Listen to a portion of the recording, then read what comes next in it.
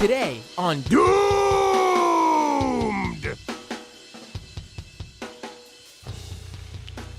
Hello, everybody. Long time no talk. It is I, Matt Binder, and I am here to bring back this Wednesday night stream where we'll be discussing the news. And of course, I'll be taking some phone calls once I start the phone call system back up again. Let me just log in. Well, first let me pull me up on the screen here. All right.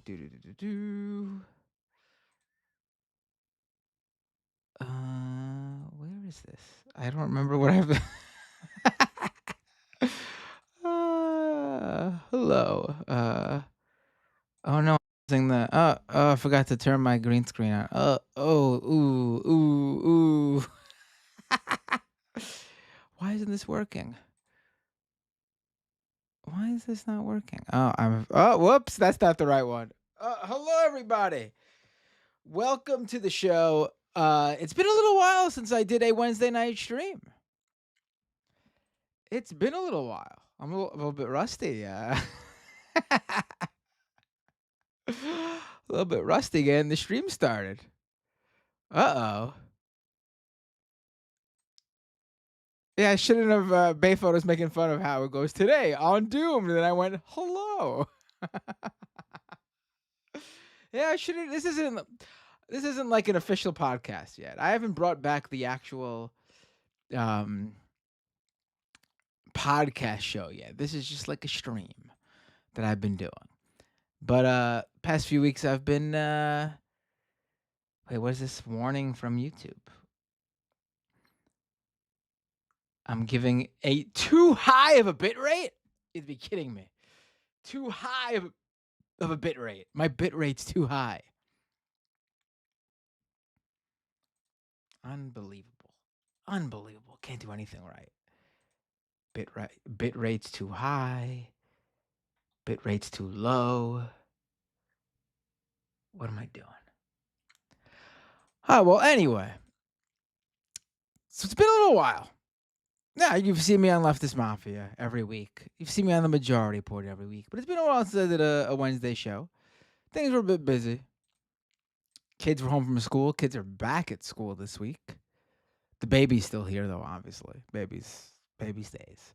But the kids are back at school. Don't have to spend my days figuring out how to entertain them. Which, I gotta admit, I had a lot of fun this summer with them. Why do I keep getting this message from YouTube about my bit rate being too high? But anyway, we're here doing a show. Great to be here with you all. And I'm going to open the phone systems because it's been a while. Like, that's actually what really wanted me to get back right here, right now on the show. Doing this.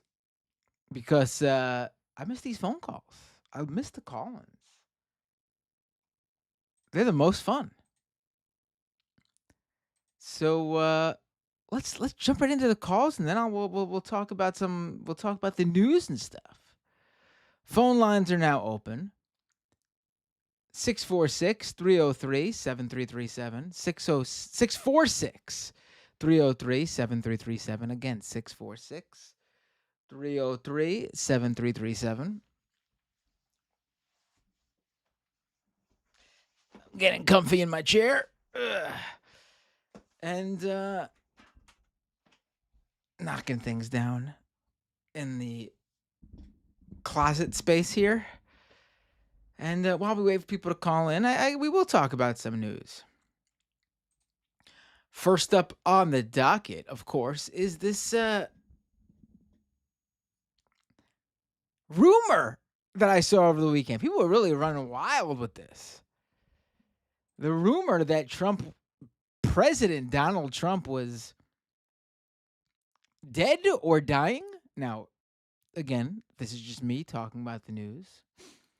I have No inside track on this. As far as I know, President Donald Trump is alive and well.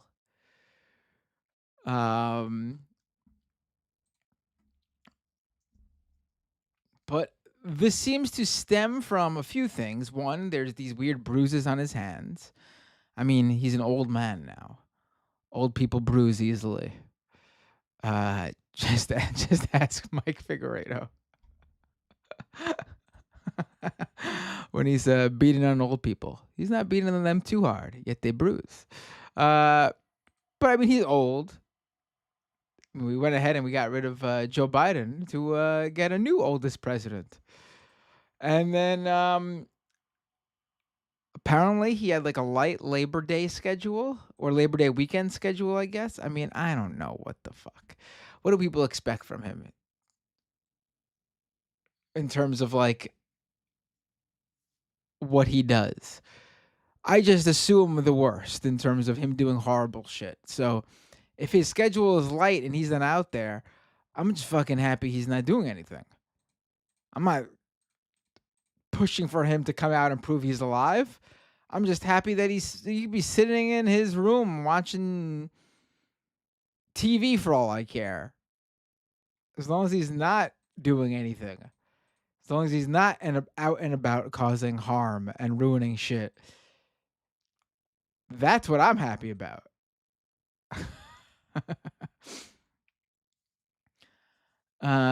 Soul Life says Trump did not like that joke question when asked. Was he asked about this? I did not see that. I've not paid attention to what Donald Trump is up to.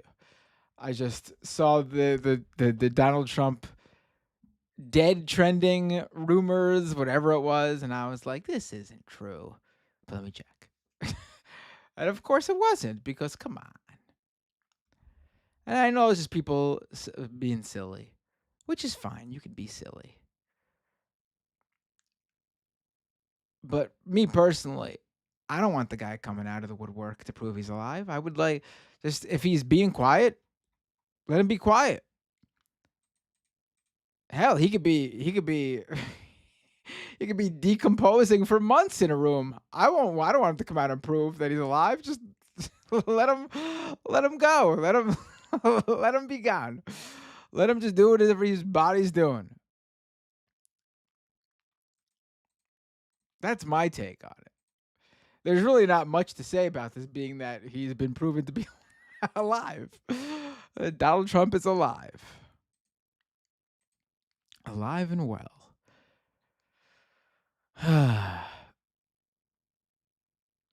Peter Ducey asked, really?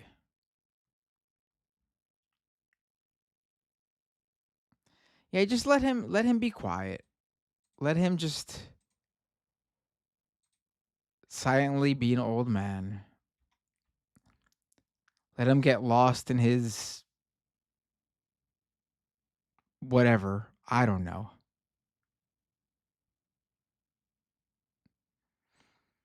But yeah. All right, let's. Oh, people want me to talk about this, don't they? All right, let me pull up the. I talked about it a little bit on Leftist Mafia. We watched a few videos. I don't even know what the current like. I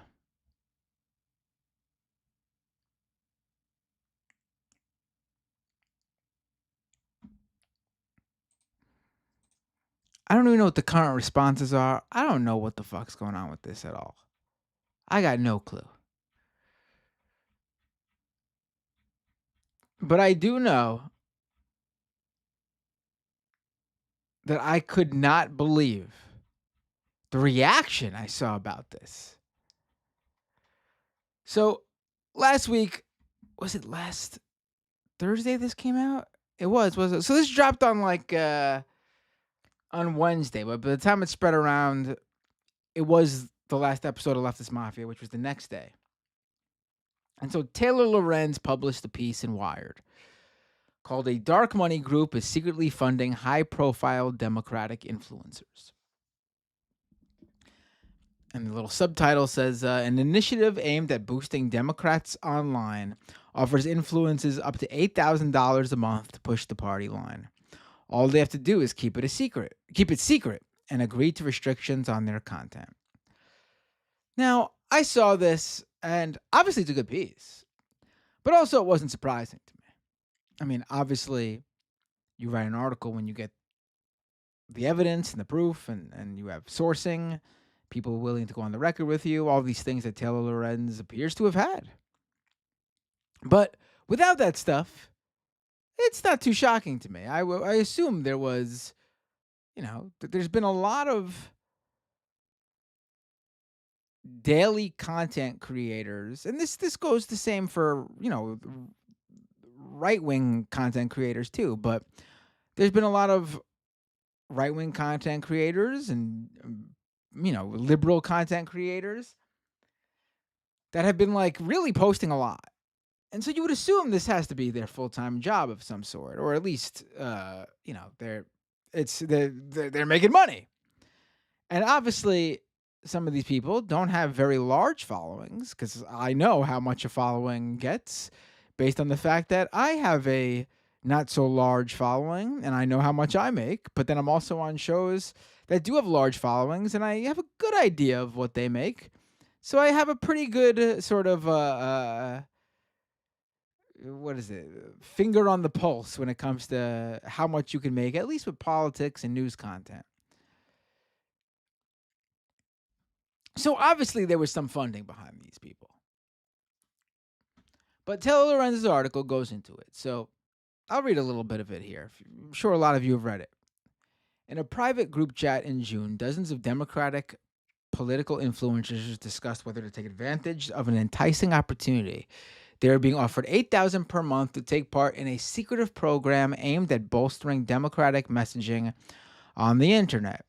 But the contract sent to them from Chorus, the nonprofit arm of a liberal influencer marketing platform, came with some strings. Among other issues, it mandated extensive secrecy about disclosing their payments and restrictions on what sort of political content the creators could produce.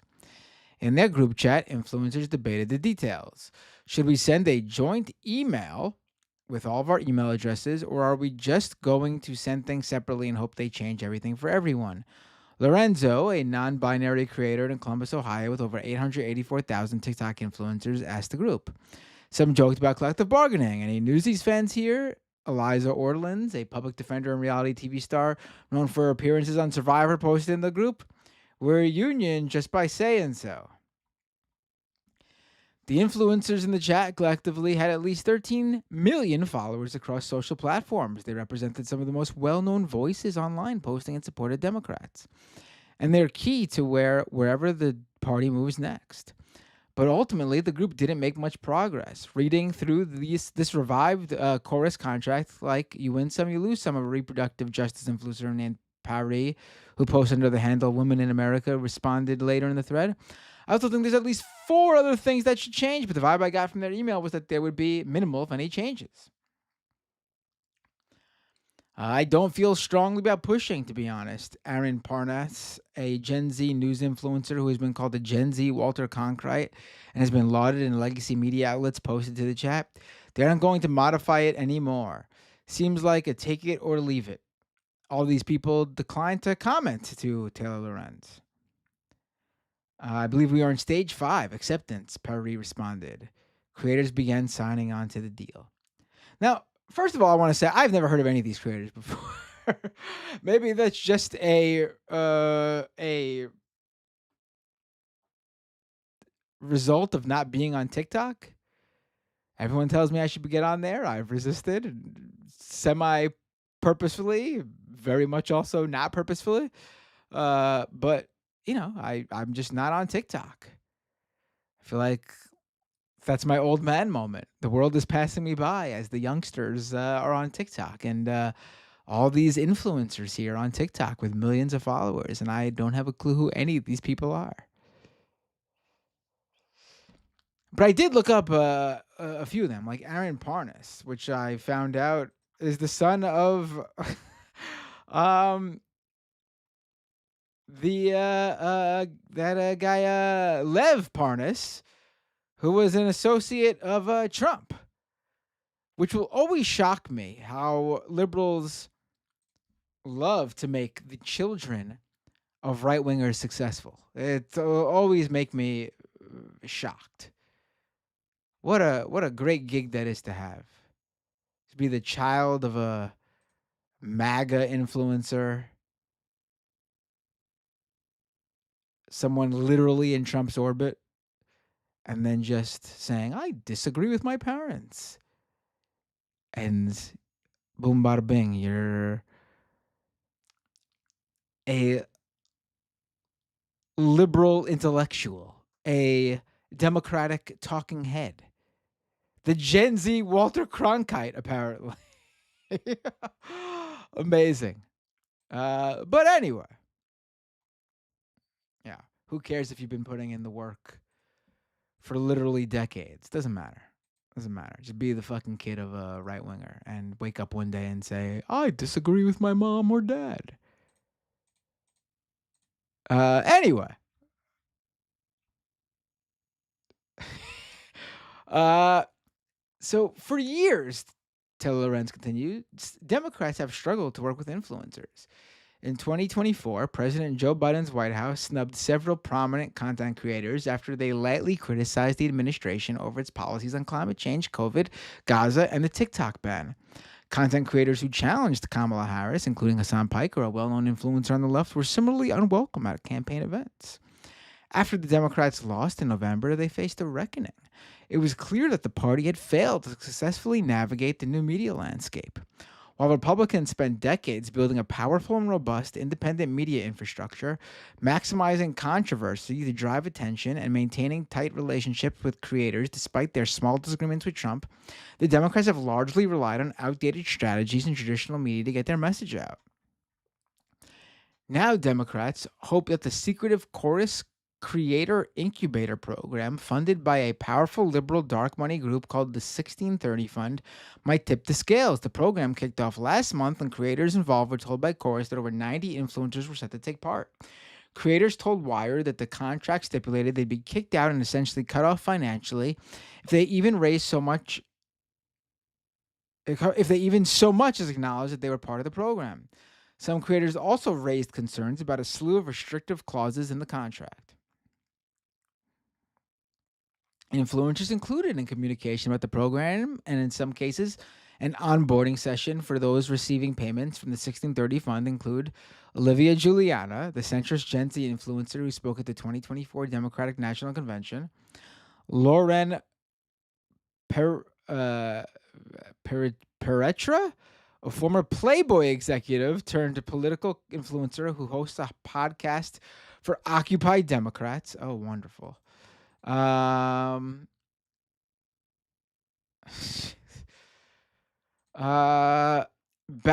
Adair, a content creator who runs an American Girl doll themed pro DNC meme account. Oh my God.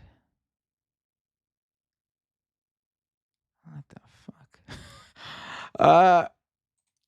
Suzanne Lambert, who has called herself a Regina George liberal. I don't know what the fuck that means. Don't have any idea what that is. Who is Regina? Is that like from Mean Girls? Is that Regina George? Yeah, from Mean Girls. Oh, okay. All right. Regina George liberal sort of seems up there with a phrase you would say, stop trying to make fetch happen, too. Ariel Fedor, an education creator with 1.4 million followers on TikTok. All right, that seems like a good endeavor, an education creator. All right. Cool. Let me look up her name. White Women for Kamala speaker. Oh. I don't know what that. Did she create it or was she just a speaker? All right. She seems like a teacher, a kindergarten teacher. With a lot of that seems good. Sander Jennings, a former TLC reality star and older brother of trans influencer Jazz Jennings. I don't know who Jazz Jennings is. Thus, I don't know who Sander Jennings is. But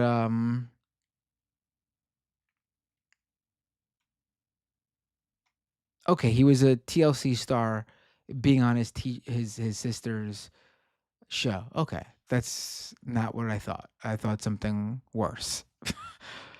David Pakman, who hosts an independent progressive show on YouTube covering news and politics.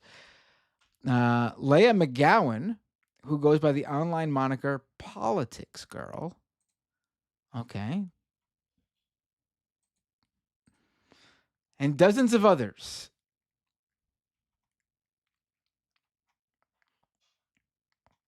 According to copies of the contract viewed by Wired, the creators signed, the influencers are not allowed to disclose their relationship with Chorus or the 1630 fund, or functionally that they're being paid at all. And so I'm not going to read the whole thing. You've probably read it, or you could read it.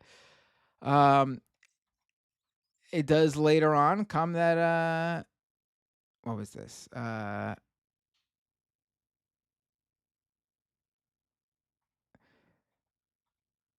Where is this?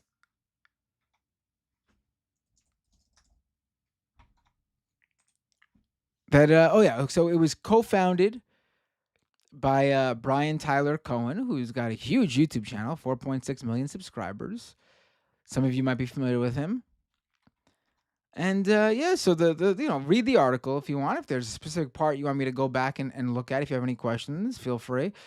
But I was really shocked by the reaction to this online. Because in my opinion, I thought this would be a story that sort of came and went. And this is no knock at Taylor Lorenz and Wired. Obviously, this is an important story. But it's not too surprising. None of these creators have really crossed over into the mainstream, so this is a very sort of insidery, very online story. And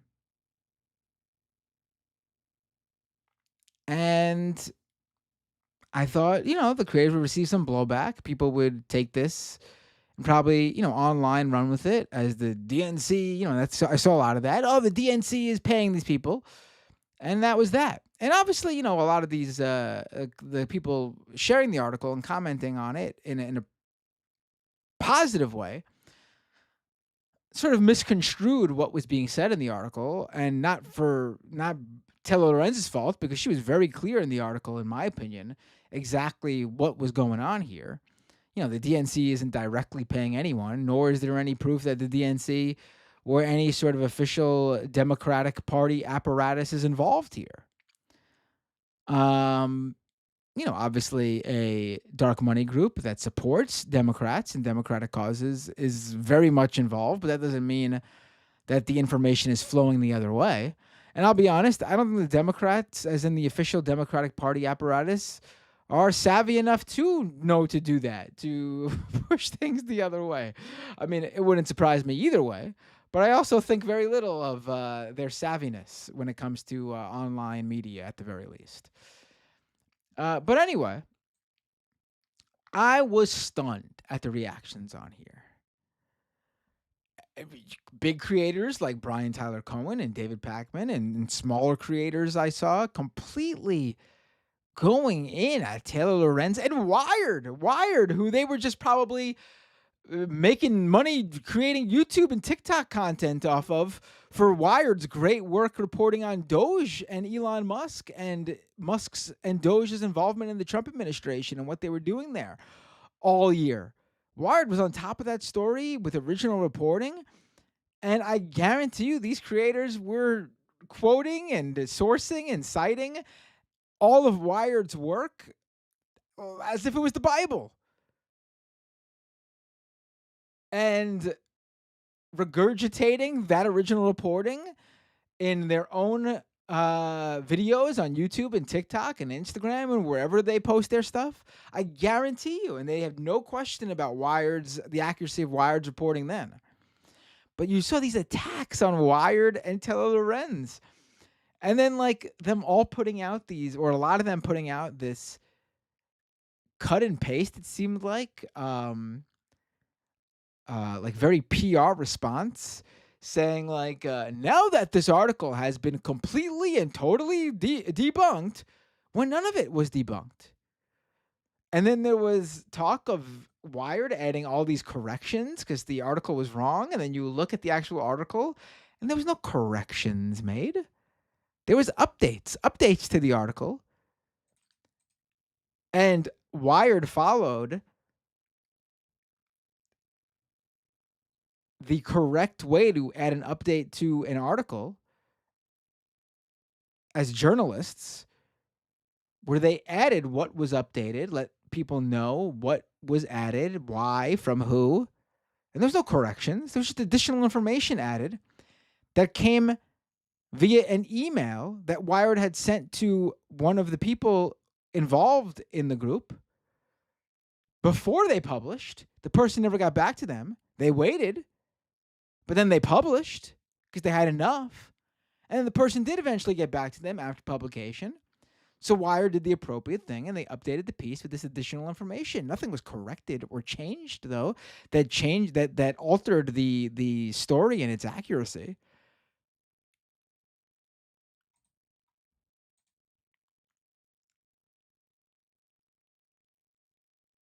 And you just saw people attacking Taylor Lorenz. And, you don't want creators getting paid? No, it's not about that. I think creators should get paid, obviously. I'm a creator along with being a journalist. I'm on both sides of this aisle here. Creators should get paid. But if you're doing journalistic work, like I think the problem here, and just, I don't know all these creators, but from that list and then looking at some of them and looking what they actually do and put out there, this is not all of them, but some of them, a lot of these people just want to be influencers. And they just happen to fall upon politics and current events as their niche. And so they're just doing this because this is where they found their audience. They're not actually journalists or reporters or even political analysts or anything like that. They're influencers. If they had found success talking about celebrity gossip, they would be doing that. Again, this isn't all of them, but some of them, yeah. If they would have found their niche talking about music, doing music review blogs, what's his face? You know what I'm talking about. I can't remember his name. He's a good guy, from what I know. Maybe he's not anymore. I don't know anybody anymore. Who knows? I've been clocked out for a bit. Apparently, there's even more stuff out about Destiny. I don't got no idea what's going on anymore with these insidery stuff. I pay attention to like the actual news going on, and that's it. Fantano, yes, thank you. I was thinking of the drink, Fanta. I didn't want to fuck it up and have another Patrick Bet. What did they say? Paul Bet Davidson on my hands. I don't want to have another name I fuck up go viral.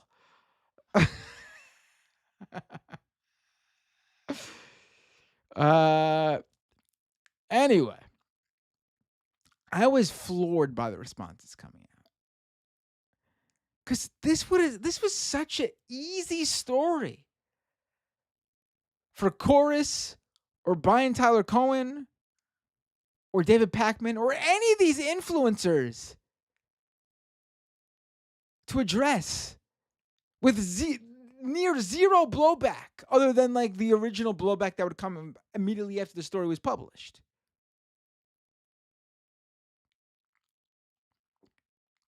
Here, let me off the top of my head. There's honestly not preparing at all. I don't have like a script in front of me, but I have thought about it. So like I guess, but I don't have like an exact. I was just like, oh, when I saw the article, I immediately thought, oh, this is how I would have responded if I was involved, which I'm not. But yeah, I would have involved if I responded. I would have involved.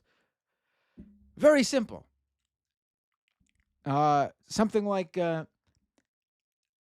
I guess this is slightly like a response that could have come from Chorus or Brian Tyler Cohen or anyone involved at like the actual administration or organization of Chorus, and maybe not so much like just one of the creators involved, but super easy. Yes, so Wired recently published this piece about Chorus, and you might have seen it. And while we disagree with some of the things mentioned in Taylor Lorenz's report, it does appear that there were creators who felt like we went about putting together what we're trying to do here wrong. And I think part of the reason why that is that we were so focused on being a program for creators and to help creators grow that we were tailoring it too much to the online influencer set and what you would usually see in a contract like that.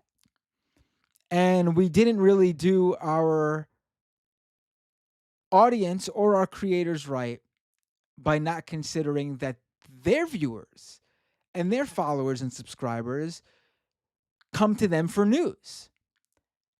And that even though we view our program as an influencer program, there are journalistic ethics here at play that need to be addressed. And we should make sure they are addressed and provide our creators with the ability to be fully transparent about Chorus and the program we're running. And that way they can do their work without any sort of issue. Super simple. Super simple. That's all that needed to be said.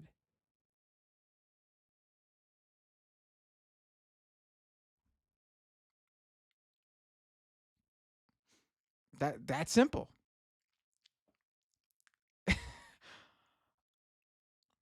I mean, it didn't need to be this whole thing. Taylor Lorenz obviously talked to creators, obviously has chat records and has copies of the contracts.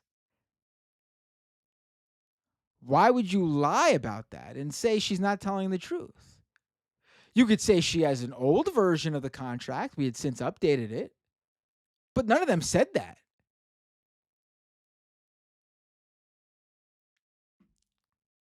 You could even have said, I guess, we messed up by our creators feeling that way, even though we disagree with providing them with those limitations.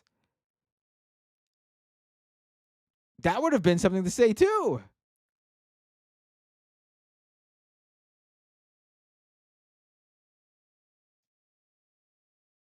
It was. I mean, drama drives eyeballs, says the poetical cat.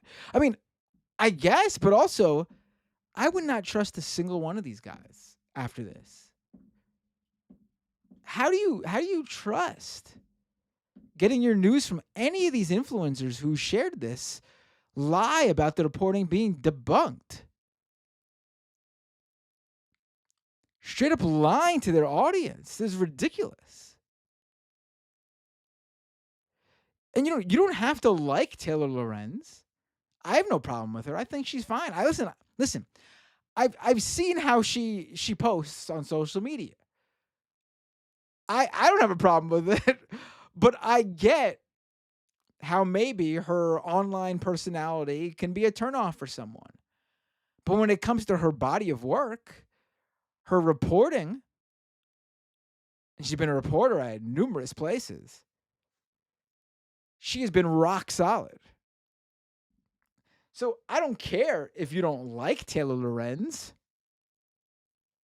No one's forcing you to like her. But you also can't lie as a news content creator about what she's reporting.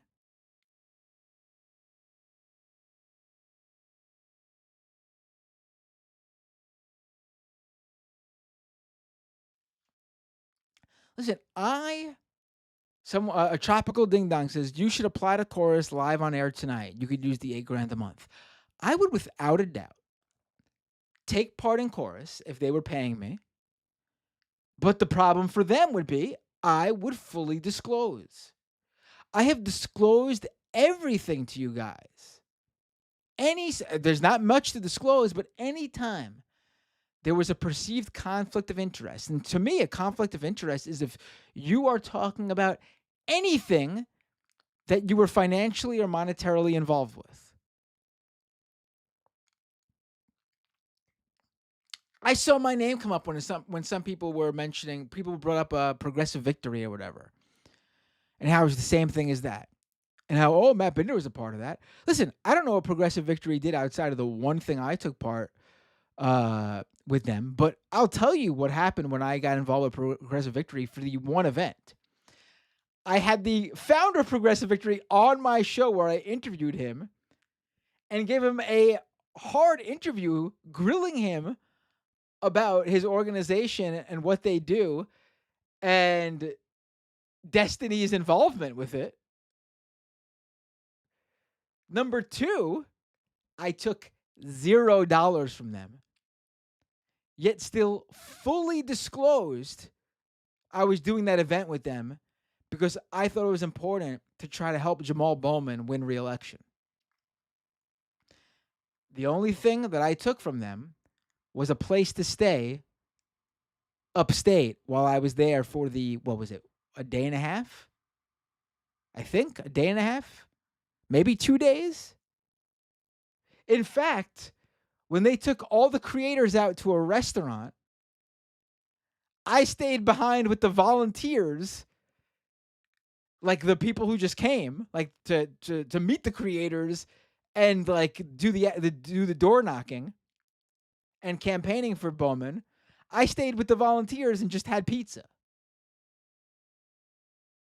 So I mean, and I still disclosed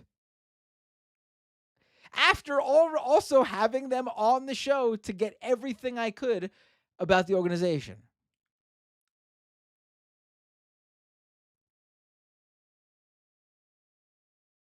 I mean, I didn't get paid for that. I didn't get paid for any of that. They just gave me a place to stay, to sleep overnight.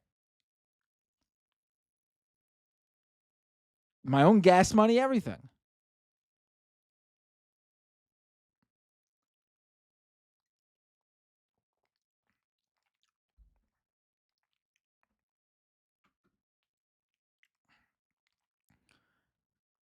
And that's just because that's how much it meant to me to do whatever I could to help Jamal Bowman win. And a few people did come up, partially because of me, I assume, because they came to hang out.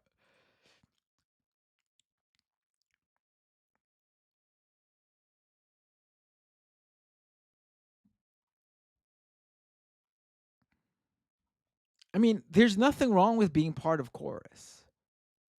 Honestly, I'm being serious. Like, you might not agree with what their politics are and what they're pushing, but there's nothing wrong with being part of a program like that. You have to disclose, though. You have to disclose.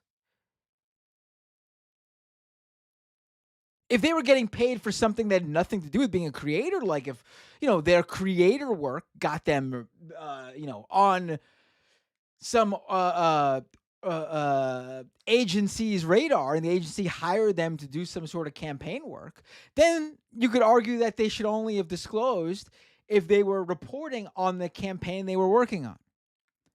But in this case, according to the reporting, it appears Chorus was paying them to do the content. And that doesn't mean, listen, it doesn't matter if Chorus was telling them what to do or not. I mean, obviously, the part where Chorus had content requirements is troubling, but even if Chorus did not, if you're doing news content and your audience is coming to you for a journalistic endeavor, you need to disclose. I don't need to disclose what my full-time job is because you all know what it is because the name of the outlet is the outlet that's paying me. I'm a full-time senior reporter for Mashable.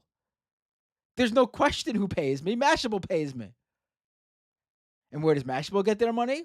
The advertisers on their website. It's a very, very simple sort of dynamic there. There's no hidden agenda. If an outside company was paying me, I would disclose. You disclose when your financials come from advertisers because you're advertising for the sponsors on air. If you're subscriber based, of course you're not going to disclose the private individuals subscribing to your platform, but you say you're subscriber funded.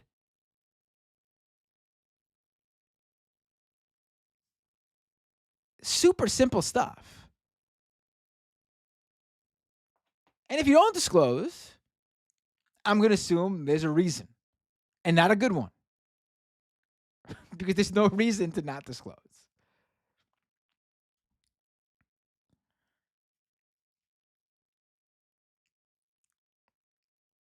And then I saw, what was it? Like people were saying Taylor Lorenz was funded by dark money because she's part of the reporters and residents program from Omidyar Network.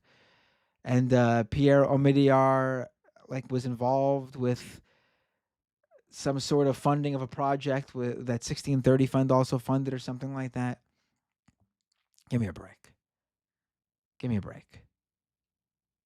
It's crystal clear what Reporters in Residence is and who they're funded by. And in fact, the people who are part of Reporters in Residence for that specific time period cohort are announced and share that they are part of that program.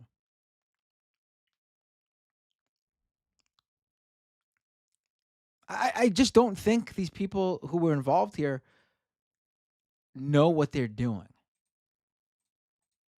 And this is the people that apparently millions of viewers are going to for their news. I think that's trouble. Because I personally, not the people who were just involved, of course. I'm sure there are plenty of people who just didn't say anything. But anyone who lied about the article, the article was way less than the lying about it.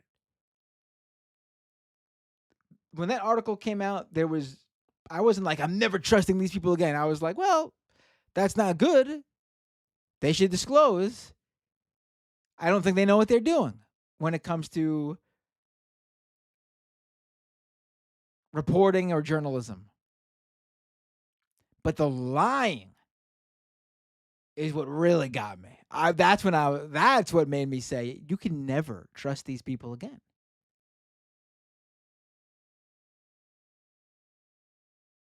Just to outright lie about that reporting.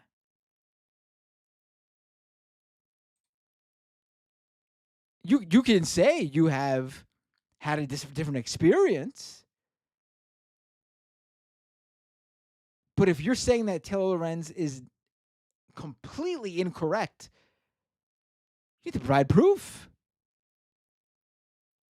And that seems like it's impossible to prove, being that Taylor Lorenz has proof that what she wrote in her reporting is accurate. So much so that Wired, a notable, respected outlet that all these influencers were citing for months when they were reporting on Trump and Musk and Doge, published this article. Do you know how much goes into an article like this in a major outlet? You don't think these companies do their due diligence because they don't want to get sued? And on top of that, though, have lawyers on staff, counsel on staff to look over something like this? and say you could publish this, you gotta rewrite this. You have no idea. And that's on top of the editors Taylor Lorenz had, who looked at this, looked over it, looked over Taylor Lorenz's sourcing.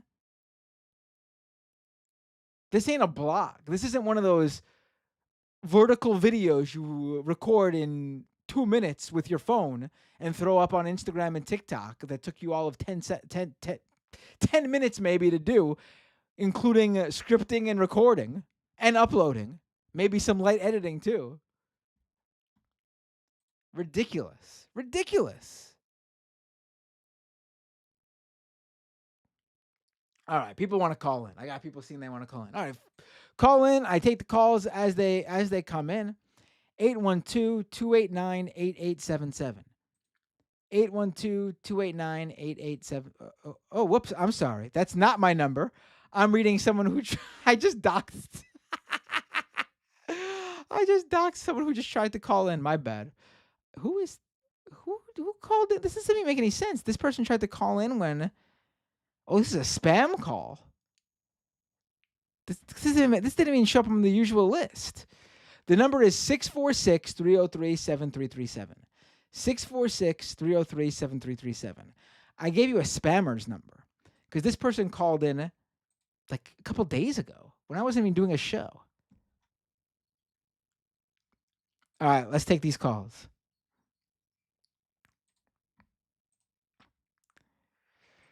Uh, 705. What's your name? Where are you calling from? Hey, this is Rob calling from Ontario. Hey, Rob, you said? Yeah, Rob. Hey, Rob, how you doing? Good. How are you? I'm doing well. What would you like to talk about?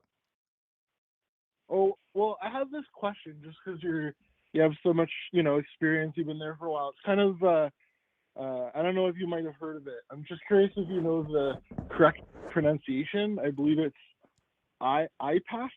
Have you heard of this? Oh, right. Right. I think it's APAC. I just thought that was so ridiculous. Just like playing ignorant on. Wait. Did someone say that about APAC, or are you making a joke? David Pac. Yeah, no. There's a video. David Pacman just pretending he doesn't know the pronunciation for it for something. Oh, he's got to be joking. I refuse to believe he doesn't know how to say it. Maybe it was one of the other guys, one of the other creators who were like, not as involved in. David Pacman's been doing this for decades.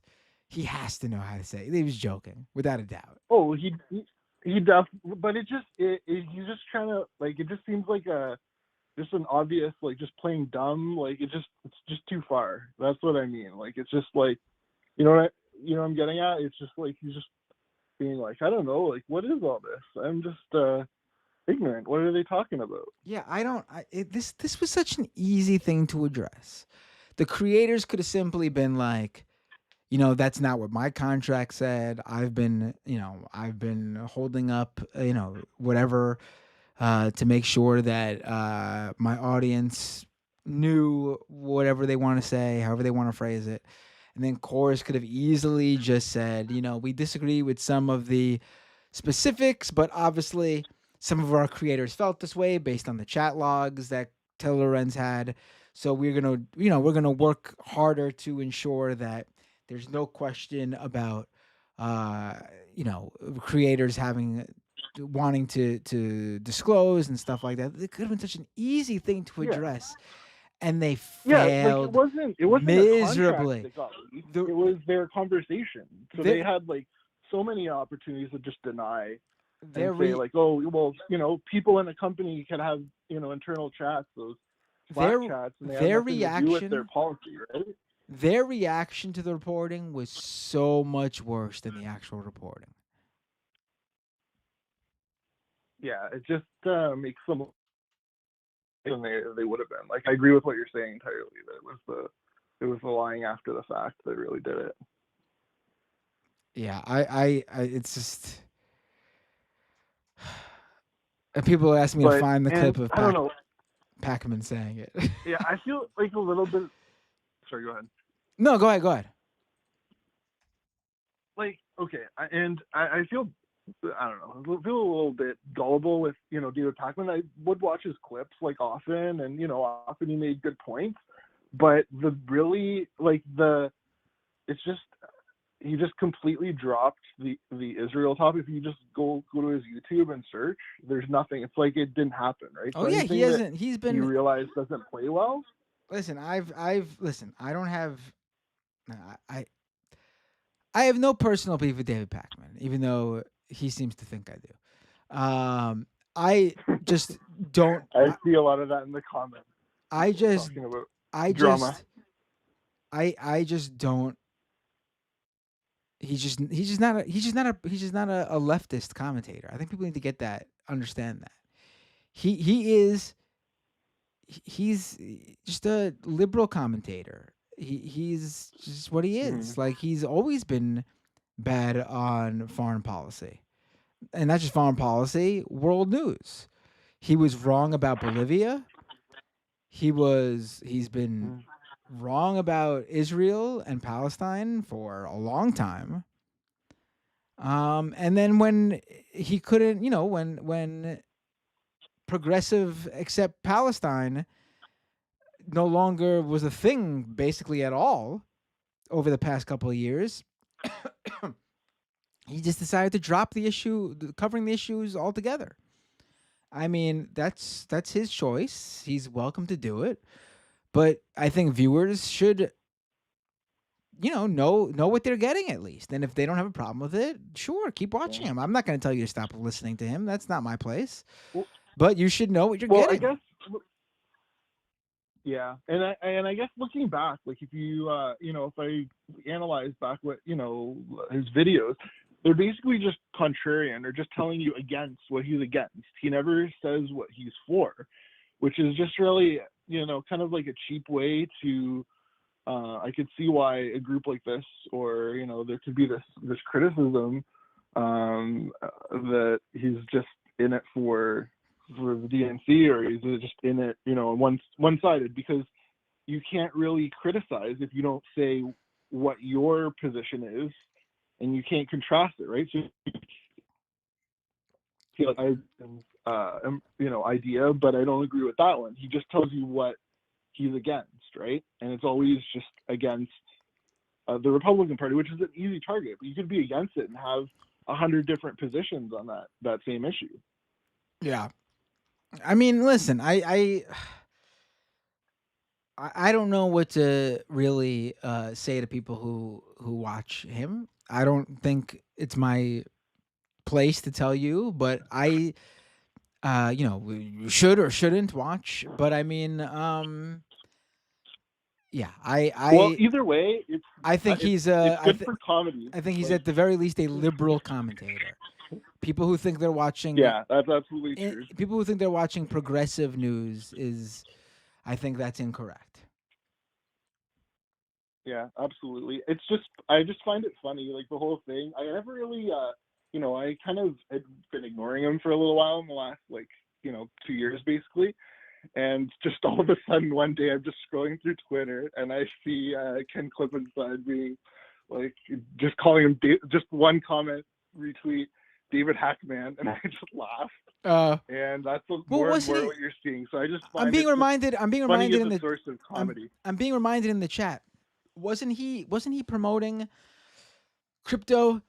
But didn't he have cryptocurrency companies advertising on his show?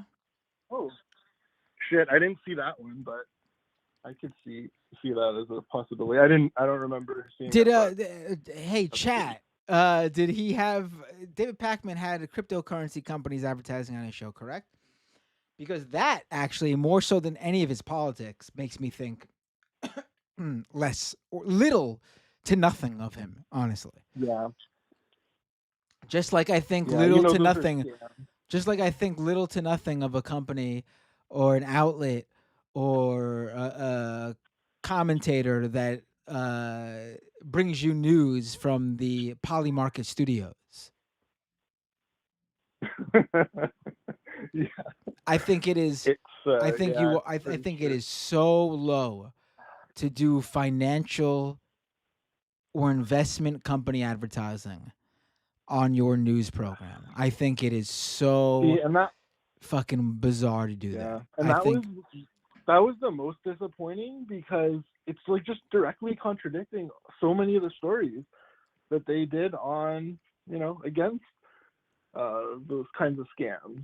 So you're just like, and I'm you're not just just completely contradicting I, yourself. I'm not just talking crypto either. I'm talking investment, finance, all. I think advertising anything that encourages or promotes or pushes people to invest in something is just as scammy as like fucking running ads for fucking gambling company or some shit. I would never.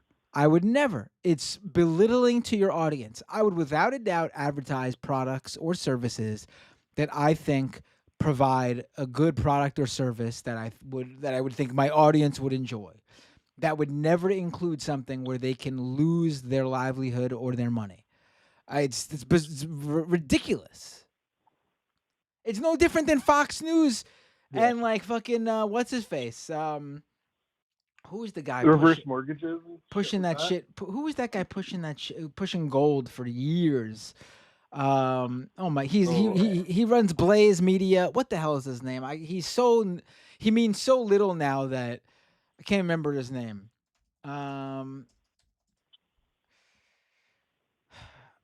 Glenn Beck. Glenn Beck would push gold and shit like that. Gold investment schemes and stuff. What? I'm just really curious about that one person that's like just thinking about it and like I was gonna get gold, I don't know, and then they see Glenn back, and it's like, you know what? It wasn't one me over person. with Obviously, this fucking Glenn. they were completely funding his program at one point. There were boycotts of companies advertising on Glenn Beck's show to the point where all Glenn Beck had were gold investment advertisers. And obviously they were getting their money's worth, otherwise they wouldn't be advertising on it. Yeah, absolutely. Yeah, I think very little of. It's pretty funny when. I mean, maybe that's why I will never become rich, because I refuse to scam my audience. But I just can't. I would not be able to do it. I think too highly of all of you, honestly. Whether you like me, whether you're hate watching me or not, I think better of that than to scam you. Okay. Yeah. It's true, and all the people without consciences, they're the ones that they rake it in because it doesn't even occur to them, these things. So yeah, it's sad. I mean, sad maybe if I hated my audience, I would. Maybe if I was secretly like a leftist doing a right wing show, maybe I would scam them through like scammy ads. There's and not stuff a lot like of that. money in that, I guess. No, there's a lot of there's a lot of money in that. Just not. So the other way around. Right. But you know what I mean? Like, yeah. It's more. Yeah. Yeah, it's approaching it from the wrong side. I don't know. I had crypto companies reaching out to me to advertise on Scam Economy nonstop when Scam Economy was really big, and I was just always so baffled by that because, like, have you watched the show? Why would you want to advertise on my show? But like they would. Is there a way you could take the money and immediately after the advertisement just be like, so that was that advertisement? I mean, I guess I could have tried that, but then spend them any money. They're a bunch of assholes. I guess I could have tried that, but I just would turn them down because I would say no, I'm not running this. or I would just ignore the emails. But there was one company that I did talk with. They were trying to create like a and this made sense for a product. Like a scam warning service for like, older people. So like, they would pay like a small monthly fee, and like this service would like help stop them from getting scammed and like help warn them about scams like in their email and stuff like that. But like I had multiple conversations with them, and I was like, I spent the time like just trying to like screen them, yeah. And like the guy I was talking to was the guy I was talking to was very nice, but like I never really felt comfortable with it because there just wasn't enough. Because they were a Well, new company, there just wasn't enough about it. I don't know what happened to them. I haven't heard anything about them. Maybe they did I blow, but like I ended up not I doing feel it. like I just couldn't bring myself to doing it, and it wasn't that much money. Maybe a couple I feel hundred like right out bucks. of yeah. After first year university, I worked for this like telemarketing, mostly selling like cell phones. But even back then, there we were selling for it was this is completely legitimate. It was tied to like the company itself. So let's say your bank is the one that gives you the credit card. They just pay for the rights to some other company to call you and say, hey, I'm calling you on behalf of your bank, and you have this credit card with us. They have all your information, right? But they might not be legitimate either. A lot of them aren't. Yeah. These credit protection places, they're all like frauds too. And so even if that's how they get in, because they're like, okay, well, this is my bank calling. They have all my information. They know where I live, everything. They could tell me my balance right now. So you're like, obviously this is my bank, and they're legitimate, but a lot of them aren't, Right. and they don't actually do anything. Yeah. I mean, yeah. It just baffles me that someone would just like not have a problem advertising a certain type of product to their audience. I don't know. I can't bring myself to do it, and maybe that's why I'll always be a fucking loser. But I'll be a loser I, with a clear honest, conscience. All right. honest with a big mortgage, basically. Yeah. So I'll yeah, be able to it's sleep at night knowing, me and my kids will be able to sleep in our cardboard box at night with a clear conscience. exactly, yeah. Yeah, it could be worse. Yeah, yeah. At least you got the cardboard box. Like Right, you don't have as much snow, so right, I think you could survive. right. All right, this was a great call. I really appreciate it. Thanks. It was nice chatting with you. Have a Yeah, great night. definitely. You too. Feel free to call in anytime. I will. Thanks a lot, Matt. Bye. Have a good night. All right, let's go to the next phone call. Remember that number is 646 303 7337. 646 303 7337. 505. What's your name? Where are you calling from? 505. Oh, hey, hold on. Take you off speakerphone. Sorry. This is Sexy Joe from New Mexico. Ooh, Sexy Joe from New Mexico. I like that. What's going on? How you doing? Thanks. Well, I'm doing great, and I'll just be quick. Couple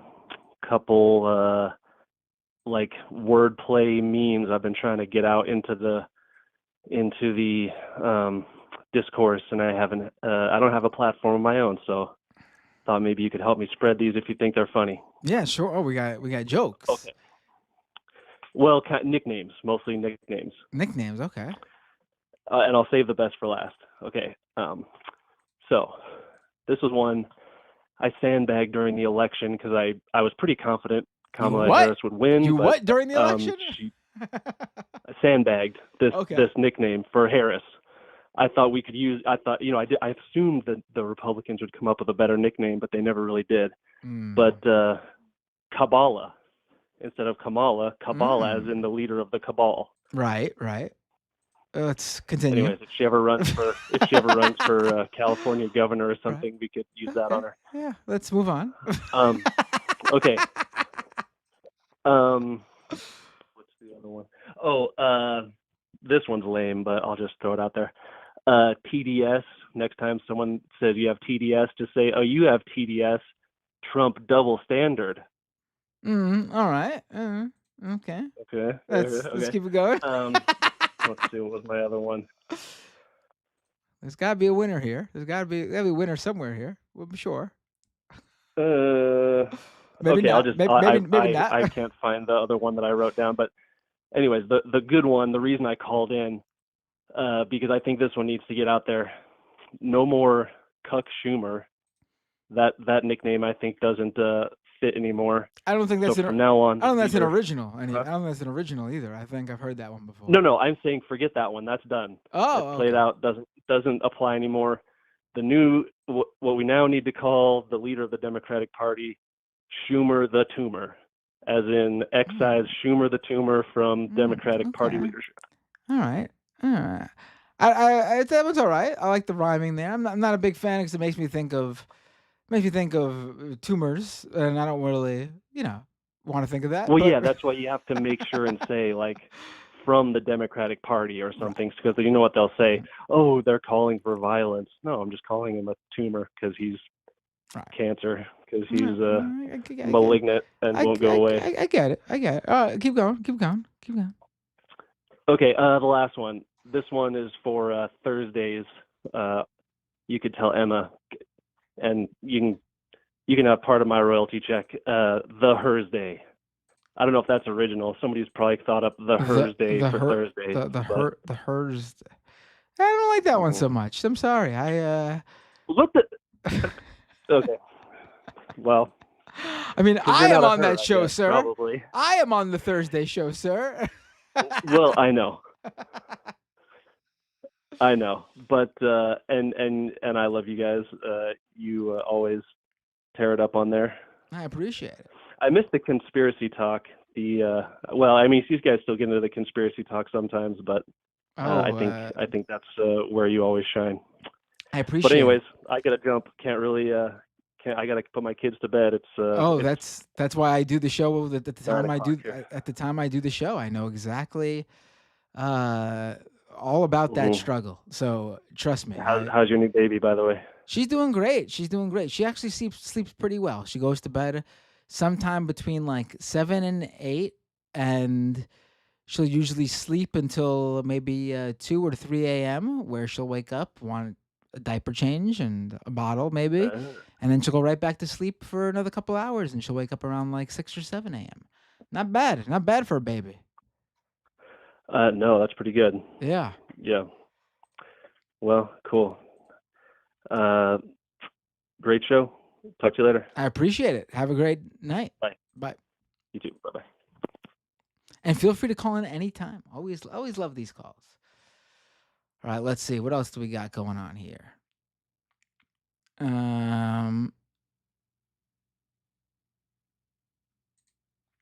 646-303-7337. Oh, just missed someone. They either hung up or got cut off. Here we go. 510. What's your name? Where are you calling from?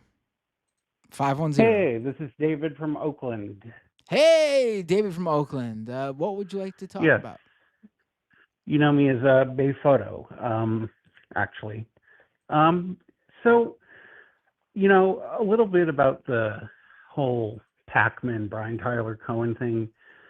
I think it's just been abundantly clear that these folks are just, liberal, different party from the left. And if America wasn't a duopoly, they would be in a separate party. Right. I mean, I don't know. Honestly, I don't know enough about Brian Tyler Cohen, to be honest. But he's basically the exact same as Pac-Man, just maybe a little more widely known. Okay. It's basically the same thing.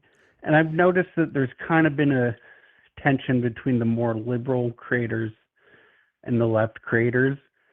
But then once, the genocide in Gaza happened, that kind of really seemed to put the nail between any kind of relationship, because now you got like people like Pac-Man who, did that whole thing about like the bombing of the hospital and then never corrected himself and never speaks about it anymore. And it's like, if they can't speak up on genocide, why? Right. I think I did see one of the people involved in chorus say something like, why is it such a big deal that I don't take a position on Israel and Palestine? And it's like, I was shocked to hear that, because I mean, what do you mean you don't take a position on that?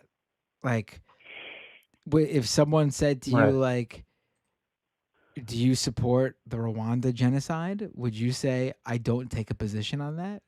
No. Even if you know nothing about it, you would say, No, that's horrible. I don't support it. I mean, the most basic thing to say is just that you don't want anyone to be killed at the most basic level. Very, very simple. Yes. I mean, they'll say that's what their position is by not having a position on it, but that's not the same. Right. Right. But in my personal kind of theory, just what I've seen, I think that that with everything the way everything's drawn these days, they were much more liberal. People were on the left. People were frustrated, and then the genocide in Gaza really just kind of put the final nail in maybe how like people on the left view people like Pac-Man, Brian Tyler Cohen. And so when this came out, I'm not surprised by the reaction and everything. I'm just not. Yeah. But besides that, one other thing I wanted to I was a little bit shocked by how bad the responses were, honestly. But yeah, I guess yeah. Yeah, well, IPAC. So, as you know, like the Epstein victims spoke out today, and the press conference was headed by Ro Khanna, Thomas Massey, and Marjorie Taylor Greene. And, that's fine. That's great. They want to help the victims. But I've noticed, especially like Marjorie Taylor Greene, they seem to slowly be positioning themselves for like a post-Trump MAGA. They've distanced themselves in certain ways while still maintaining their loyalty and saying, things that might grab other people's attention, like Marjorie Taylor Greene admitting Gaza's genocide, and right. Yeah, I mean, I don't. So really, I'm just wondering if I don't really. I think Marjorie Taylor Greene is positioning herself for a post-Trump, scenario, but that doesn't mean like anyone should trust her. Listen, oh God, no. God, listen, if she signs on to something like this and wants to show up, fine. I mean, what are you gonna do? It is what it is. If in politics, sure. Of course, you want the other side to vote for your thing. So if she wants to be one of those votes, fine.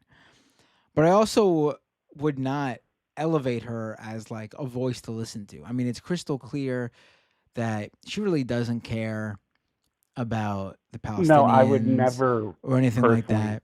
She's just anti-Israel. Yeah, I would never elevate her voice. Right. She's just anti-Israel, right. And I would say the real question is she just anti-Israel from a just your casual America first isolationist position, or if she is anti-Israel because she's also an anti-Semite? Neither would surprise me. Both can certainly be true too. We know she's said things before that were very anti-Semitic. But right. Listen, you can't care about the Palestinians and also be anti-refugee. You just can't, because we are without a doubt responsible for what's going on in Gaza as a country. And without a doubt. And that involves, or should involve, welcoming any Palestinian in Gaza who wants to come to the United States. That should involve allowing them here. Yes. Now, I do not want to force anyone to leave. I don't know, how many people want to leave, but anyone who wants out of there should, unless they have they'd rather go to another country that's opening their doors to them. I honestly wouldn't surprise me if they didn't want to come here, because how would you want to come somewhere that was doing this to you? But anyone who wants to come here should be allowed here as a refugee because we are responsible. Right. And, I don't think Marjorie Taylor Greene's for that. So I don't know how you could be pro-Palestinian. No. And, I want to make myself clear. I can't stand her either. It's more of like a, I'm kind of getting this warning, like, is she pivoting herself to be this new figure? And, I worry about, in kind of like a post-Trump era, people like her and Tucker Carlson, playing their fake populist games and stuff to gain power. And I just, because like I noticed like today, like she and Roe, they hugged each other, and just like, some of that is just so fake. And it's just kind of, I don't know, at this point it's just kind of more theorizing into the future. Who knows? Right. Yeah. I mean, I would say keep an eye on her because don't know what she's planning, and I think people should be very skeptical. I don't think that's news for anyone who is Mm-hmm. a voter like the Democratic base, but I do think there are people willing to welcome her into the fold, and I think that's not something I would do. Right, exactly. She wants to change she wants to change her politics and vote for things that we put forward. Absolutely fine. You need people to vote for it. But she needs to do a lot more to show that there's been a change of heart, which I don't believe there has been. Exactly. No, I don't think there has been either, and I don't think there ever will be. I think it's all, for personal gain. Right. And, I will say as a Jewish person myself, nobody has ever given me access to the space lasers, and I'm kind of disappointed. Right. Yeah, I mean, they could have come in very handy at various points in in life. Yep. Thanks for the call, though. Great call. Appreciate it. Was there anything else, or that was pretty much? No, that's it. I mean, I send super chats as Bay Photo. Maybe I'll call back because I'm in Oakland. I'll call back once Trump raids my city with the military. Yeah. Mm. Yep. All right, Bay Photo. I appreciate you. I appreciate you being a longtime viewer. I see your name in the chat all the time, so I hope you keep sticking around for more. Yeah, sounds good. Take care. Have a great night. You too. Bye. All right, let's go to 309. What's your name? Where are you calling from? I'm calling from Peoria, Illinois. This is John. I've called him before. This is who? You do sound familiar, but what's your name again? I'm sorry. John from Peoria. John from Peoria. What's up, John? What would you like to talk about? I remember your voice. I'm pretty sure I remember who you are completely. It's been a while. How you doing? It's been a little while. I'm doing okay. Correct me if I'm wrong. I remember you said you had health issues. Correct? How you right? I have lupus and some other things. How you holding up? Doing good? I'm okay.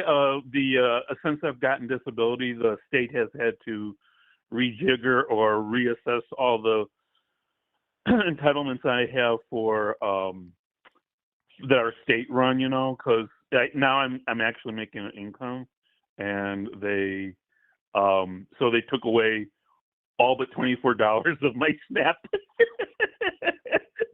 They completely cleared that out. I'm still on Medicaid, but my primary insurer is now Medicare, because I've been disabled more than 2 years. So, so that kind of stuff is weird, to lose all that because you're now making $1,500 a month. So, but that kind of thing is, that's a lot of people go through that. So I'm not entirely surprised. All right. The one thing I wanted to call about was I absolutely believe Pacman was not joking when he claimed he didn't know. He absolutely knows what AIPAC is. I know he knows. He was pretending not to know. That's my point. He absolutely knows. He was joking. He was making it a joke. No, he was telling the audience that he doesn't know, but everyone knows, and they called him out on it on his on the comments of the video. People have been calling out, and I don't hear him I don't see him writing like, "Oh yeah, I was joking," And mind you, this is the same video where he is threatening to sue Wired and Lorenz. He's got to be joking. I don't know. I don't think he was. And the way he did it was really weird.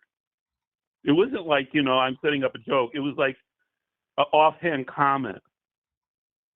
So what is he going to sue Taylor Lorenz about? He got me. I don't know where the defamation is, for one. Truth is the best defense for defamation. I have the article right here. All he's mentioned in the article is right. He's not even mentioned like as being influencers included in communication about the program, and in some cases, an onboarding session for those receiving payments from the 1630 fund include. She's not even saying David Pakman was a part of the program. She's saying that he was included in the communication about the program, and in some cases, maybe not his, but some cases, an onboarding session for those receiving payments. She's so careful she doesn't even say directly that he is a part of the program, because the actual evidence, physical evidence she has, just shows that he is involved with the communication. And maybe the onboarding session. Right.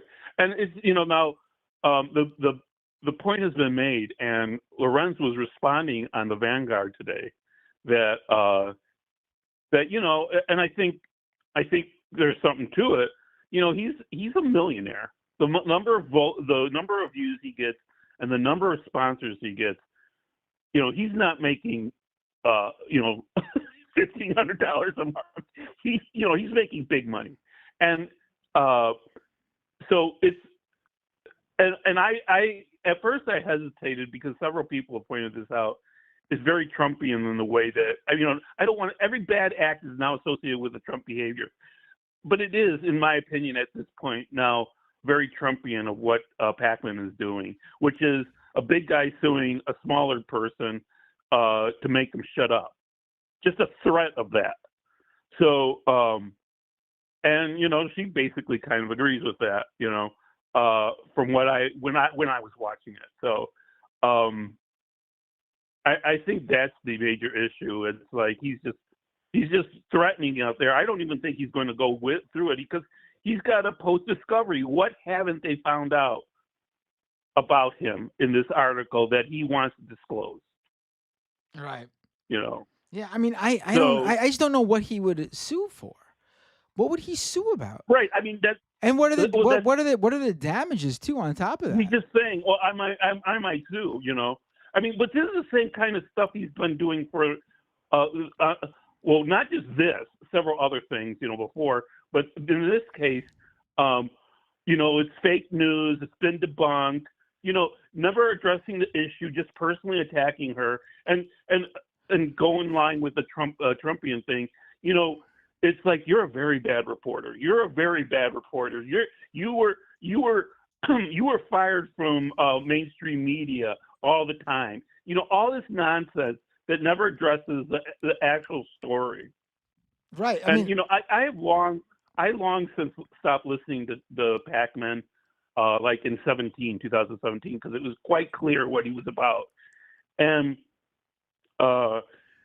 Brian Taylor Clone, I occasionally watch his channel because he was trying to launch a Spanish-speaking, and I think he did, a Spanish-speaking channel for Dems.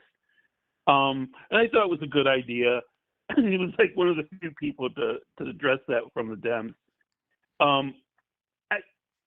But the other thing that's kind of annoying is Pakman and several others of this ilk have been saying, well, we aren't, as though it was said in the article, we aren't being told what to do by the DNC. I don't need to be. I know that they are just regurgitating DNC talking points. It doesn't. It's not that. No, the article didn't say that he was being paid by DNC or being told to be. They were addressing right. things. But, they've been addressing things that are not even mentioned in the article. I don't know right. if But it's. I don't know if they just didn't read the article or just going off of like the conversation they're online, which obviously is not on Taylor Lorenz, or if they're just trying to obfuscate and ignore, talking about the actual issue. Part of the obfuscation, I think, is trying to convolute what is said online and what is stated in the article. But like I said, I didn't think the article was all that damning. Like the reaction is way more damning than anything in the article. That's what's so incredible. Absolutely. It's really weird to see them respond in this fashion. And I guess just to close my point, I know that they're just speaking for the DNC. They're not getting orders from the DNC. Everything they say, they keep away from. All these people, Midas Touch, Cohen, Packman, they all stay away from Gaza. They all stay away from like immigration issues. Only when it gets really horrendous on the immigration, some of them will even give up on. Will cede ground to the Republicans on immigration. Well, there might be a little problem here. So I know this. People in their comments know this, and of course, they know this also. It's not like they don't know that people just think they're mouthpieces for the DNC. So, I will say I'm a little bit disappointed in Packman in as much as I thought he would. Just if that's the ground you want to hold, that you're just a centrist, be proud of it, but don't. But he's always acted like a progressive, and maybe in the beginning, when he supported Sanders, but now it's just a ridiculous position to take. No, everyone sees it, and it's a bit sad to see that, I did at the beginning watch him, like I say, but for pretty much about the same time I stopped watching TYT, I thought they both had issues. So, right. Oh, the other thing about TYT, I'm sure you've heard, it's not just the crypto, or excuse me, that online betting thing that they're being paid by. Now they're being paid to sponsor, to promote Chapter, which is like, because I have a little interest in this. Chapter is a company that basically tells people chapter, as in a chapter of a book. Okay. Am I coming out bad? No. I just couldn't tell what you were saying. My bad. So Chapter is a company that directs people to Medicare Advantage programs. So it would be people in my position or seniors. I'm not a senior yet. I'm pretty close, but not yet. And basically, they're getting paid to direct. They're for profit. They're getting paid to direct people to Medicare Advantage. I don't know if you know about Medicare Advantage. Most people don't need it. I probably will have. I'm going to sign up next open enrollment, but it's because I need dental and I need transportation to hospitals and things like that. But most people in Medicare, they either they're secondary or they just don't need it. It's covered by otherwise. And it is known that a lot of these companies that have been set up under this capitalist weird system of healthcare, they direct them to that it's pretty much a scam. They're in it for a profit. They're not necessarily going to be. And TYT is being sponsored by them. And people behind Chapter are what is it, Ramaswamy? Vivek, I think it is. Vivek is behind it? Ramaswamy, I think, is one of them. Are you serious? I would. Yeah, one of them is. Yeah. A Medicare chapter, Medicare advisory. startup co-founded by Vivek Ramaswamy. Amazing. I guess if you look, yeah. So it's pretty. These are the people that TYT is now promoting. Oh my God! So yeah, but it's. I guess I've gotten old enough to and I was. I think I've told you. The vast majority of my life I spent in Chicago. I saw a bunch of these kind of Democrats before. There's not, or excuse me, the so-called leftists. Well, and so I'm not entirely surprised, but anyway, I'm just looking into this now. I didn't even have people pointed this out to them. Oh yeah, I think the first people that I saw pointed out was Vanguard. They did it live online. They looked it up while they were researching him, or while they were playing the video that TYT was now sponsoring chapter. I got a great company for you that basically Jake is out there. He's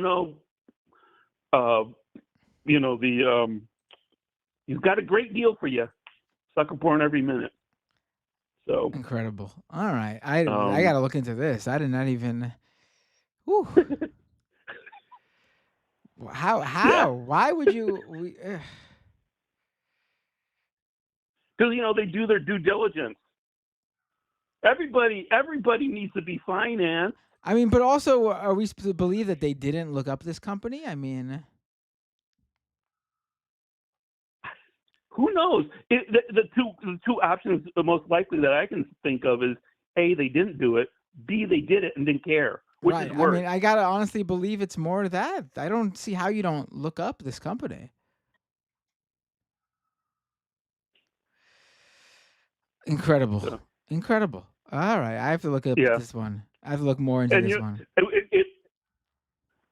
All this money going everywhere, and I'm as ill as I am, and I'm getting paid by the state. Excuse me, I'm being paid by disability. Like I say, minimal. And then they're like nickel and diming me out of what little money I want for food. I'm amazed, at the sheer greed of these people at all these echelons, that just throw away tens of thousands of dollars, not even like hundreds. I'm just amazed at that little, and they bitch about me, maybe spending some money on a birthday cake or something, which people, by the way, do. They will be upset about it. Anyway. Right. No, thanks for the call. Sorry about that. This was really, really, this was really interesting. I did not, you have me actually, while I'm on the phone with you, I'm diving into this company. They were funded by J.D. Vance's VC firm. Yes. Unbelievable. This is incredible. How do you get involved with, all right. Thanks for the call. Yeah. I don't want to, all right. It's at the end of the show now anyway. It's late. Yeah. Yep. Take care. Great call. Thank you so much. It's great to hear from you. By the way, I'm glad you're doing all right. Bye-bye. Bye. Yeah. All right. All right, folks. What do we got here? I hear the phone call thing, but I don't see the call. That's weird. This must be some glitch or something. All right. One last call. This is it. 319. What's your name? Where are you calling from? Oh, wow. That was easy. Hey, this is Floyd from Iowa. How's it going? I'm sorry, what's your name? Floyd. Floyd? Yeah. All right, cool. That's me. Must be a bad connection or something, but it sounds fine now. Floyd from Iowa, you said? Hey, Floyd, how you doing? What was it to talk about? Living the dream. Yeah, I figured since everyone else was talking about Pac-Man, I would too. So I figured I'd give a little bit of background. So I was a casual, I was casually into politics, but always had a leftist background. And after Trump got elected, like a lot of people, I was very concerned. and I didn't quite know where to go for information. Mm-hmm. And like mainstream like media outlets didn't quite do it for me. So, I just happened to remember there's a show called The Majority Report, and I just wasn't quite informed enough to like follow along with it, like in 2017, 2018. And that's how I found David Pakman. And I found it to be like a very good entry point. And with everything that's transpired, it's like, how do you, I just think to myself, like, especially like if you're going to like do an internet search or anything like that, like looking for independent outlets, like, how are you going to trust like those entry points anymore? Especially like with how I perceive how Pakman was like a good sort of like bite-sized, condensed way to keep up with the news to very like brief searches that I see now. It's all like Orange Man Bad, Blue MAGA, which is a relatively new term for me. Like I look at those as like being like connection points to places that are sort of like how I view like more I want to say like Majority Report is like so much more like sophisticated, but it kind of is. Like, how do you get to like that entry point to a place like Majority Report that's more comprehensive? Like those connection points just seem to be like soured based on the way they're reacting to this article. Right. I mean, I So guess for me, that's concerning. I guess you could argue that those shouldn't be entry points because they're so different. Like I know I obviously like that's just how it is. Like something like that is an entry point, but maybe I don't know what the answer is into like fixing that being the entry point, but my suggestion is that we make better entry points. There's no reason why leftist media can't be more accessible to people who are just discovering politics. Do you know what I'm saying? Yeah, no, I know what you're saying. Like, I just kind of think about like, it's all anecdotal, but like, I think about the people that I know, and like, I don't know, like maybe it's maybe my perception of how informed I am is like kind of inflated, but like most regular people are really far behind. And I kind of think Yeah, like, no, it's how true. do you get to that point? It's true that people just you have to be really like sort of entrenched here in this stuff to really get what's going on. And that's not just like, oh, I have a well-rounded political knowledge. Like you need to be entrenched in like the media bubble as well to really get like all the intricacies of who's who and what's what really. And a lot of people just don't have time for that. I want to make it clear too. I'm not even saying those people are like dumb or uneducated or no, like very smart people just do not have the time or energy or interest in this sort of really niche world we got going on here. Like politics is its own beast, but then you have the media apparatuses that cover politics and news, and that's a whole different game than just like even just talking about politics. Um, could be confusing. It could be time consuming, and I don't have the. It's a great point from you, by the way, that these are sort of like individuals and outlets that serve as the stepping stone. And what happens when those stepping stones aren't there or are lose their ability to even provide the stepping stone. And that's a great point, and I don't have an answer for that, but it certainly is making me think. Yeah, I just kind of think of like it being like an ecosystem, like, or I don't know, like maybe this is like a bad analogy, but like, you go to a public pool and you know uh you're not a great swimmer, so you like step into the shallow end and then you work your way into like the deep end, right? Like you've learned how to swim. And it just kind of feels like that shallow end is kind of gone, and it's kind of like a deeper starting point. And like I know that's kind of like that's not like that's not totally real. Like, my perception is going to be, different because that's sort of like where my starting point was from, the basic, like, you turn around, and obviously like media has changed a whole lot too. Like, it's not like people just turn on the TV and the news is on like it used to be. But at least for me, like, it's concerning because I know a lot of people that are just,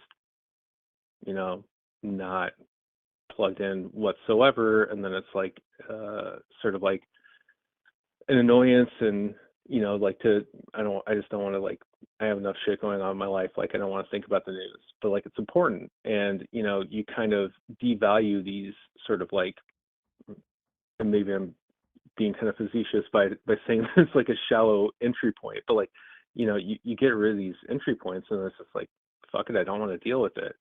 So like, I kind of look at it like the responses are like very selfish and very,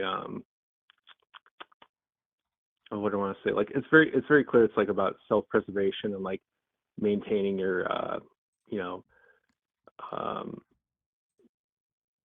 image, your business model, whatever. Right. And maybe that's more, I don't know, maybe like it is applicable to Brian Tyler Cohen as well, which I think you mentioned on Leftist Mafia, like BTC. Like, I associate that with Bitcoin, and maybe I'm a little more biased against him because of that, right? But like, I kind of think about like people that aren't plugged in, and like just how it's such a disservice, and it's very like self-serving, and also like the response definitely is very like Trumpian to attack the media and spin it the way that both of them have. Yeah, I But mean, anyway, like I those are said, things that like I it's think about such when this such comes a up. it's such a bizarre way to go about what they like. I don't want to repeat myself, but it just really turned me off. Like it's not like I was like so turned on by the content they were producing, but it was just like there.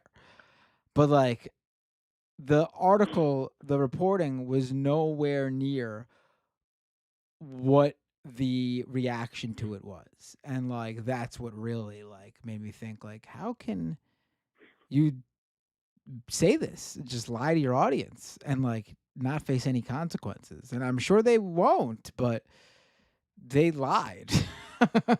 It's that simple. And I'm still Yeah. shocked that they outright lied. Like, I didn't think they would like. I didn't think they'd lie about stuff like that.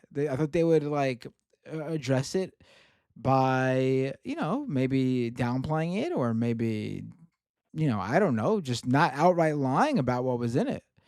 But yeah. It feels very businessy. Like, I just don't understand how you can cover politics and say that Well, you're they center not all of or them, but leftist center, a right? bunch of them were just regurgitating the same exact response, like clearly prepared by like a PR Hmm. firm. Like, it doesn't make any sense why you would even take that step here. It wasn't that big of a deal. Like, it really wasn't. Like, yeah, if I was in their shoes, which I wouldn't be, but let me just pretend I would be in their shoes. Yeah, it sucks, I guess, that this reporting was about you and your group, or in your work, but you just address it in a way that minimalizes the impact. And, if there were some things you disputed, you could have easily addressed that in a respectful, manner, instead of just lying about what was in it. You could say, like, I had a different experience. Um, and then you say you'll do better, or you'll work to address the issues, and that's that. That'd be the end of it. But that's not what they did. Yeah. It's Yeah. It shocking. was kind It's of like shocking. a chorus of similar talking points, huh? Like, Um, I'm not even like talking about like the like just it's clear that she has sourcing for her reporting, and she has the documents and whatever else is in the article to back her up. It's perfectly clear. She has the chat logs and everything. So you just address it. You just address it, say mistakes were made, and move on. But they don't want to admit that mistakes were made. They see that, to me, is always a real tell. If you can admit when you were, I admit I'm wrong all the time when I'm wrong. But if you can't admit you're wrong, I don't trust people like that. Honestly, I really don't. That's a warning it right just there. it feels very antithetical to like what anything that appears or at least like is it seems really it's really antithetical to like anything that's on the left or just to like the left of center or whatever Not even center is you at don't this you point, don't you don't right? even have to get into political ideology. If the whole point of you doing what you do as a news content creator is telling the truth, the opposite of what Donald Trump and the Republicans do, or if that's your claim or whatever, how do you go out there and lie like that about something that's not even worth lying about, first of all, but then it's also such an obvious lie? Again, Yeah, so like I said, like not my place to. I'm not a fan of theirs, so they probably don't give a shit what I have to say. I don't listen. Like, not that I'm an anti-hater of theirs. They're just not on my radar. But like, if I was a fan of theirs, if I was a viewer of theirs, and I came across this, and they were so adamant that something was debunked involving them that wasn't debunked, that'd be the end of me being a listener. There's, all you got in this business of news is your word and your work and integrity. That's all you got. I mean, that's another thing that I didn't mention, like them trying to retell what Taylor Lorenz wrote in the article to say things that she didn't say. Like reporters, and I could say this as a journalist myself, who painstakingly obsesses over exact word usage. We use our words and vocabulary in very precise, specific manner to make sure we are using the correct word. Like I saw people trying to in a way to obfuscate, like just use I guess words in a thesaurus out of a thesaurus that you could technically replace what she wrote. Like I saw someone say that I think I mentioned this earlier, that the update was a clarification, which is basically a correction. And I was like, that's not true at all. In fact, I've been in scenarios where I had to write clarification or correction. And those are two completely separate words. You clarify something when you get more information about something. That doesn't mean anything you wrote was incorrect or corrected. And then you correct something when something was wrong. But those are two completely different things: correction and um, clarification. But some people I saw tried to act like those words are the same, and it's just not true. And reporters and writers in general use words for a specific reason. And if we used clarification over correction, there's a good reason we use that word. yeah, there's something that's very like 1984 about that response, and I completely associate everything that's 1984 about like the Republican Party and especially this administration. So it's like people that are trying to like represent the left in any way, shape, or form doing the same thing is just like, I don't want to say it's like as severe as like soul crushing, but it's just like, man, you're like fucking everything up, like if this is what you believe in, like you're setting everything back, by essentially using the same playbook. At least that's how I feel about it. But All right. All right. Oh my but God! yeah, I'm getting my phone must be sending my voice to these companies. I was just suggested by Threads in a pop-up notification a post about Taylor Lorenz's article. It's funny. I went This to is it's not quite. nerd speech on Threads. No idea who this is. Taylor Lorenz went on Destiny's live stream to discuss the article. Did she? I gotta check this out. And walked back almost all the points her defenders have been yelling about, including saying that Chorus does not restrict or dictate content. I would love to watch this and see her not say that, because I highly doubt she said that. I will guarantee she said exactly what was in the article. She also threw her defenders under the bus, saying they didn't understand the article and are spreading misinformation about what was in it. What? I need to watch this, because I highly doubt this person understands what they were listening to. It sounds very clickbaity. But Yes. anyway, I don't want to belabor the David Pakman chorus thing too much. I do want to say that the first time I became aware of you was unfortunately after Michael passed away and you're on the show afterwards.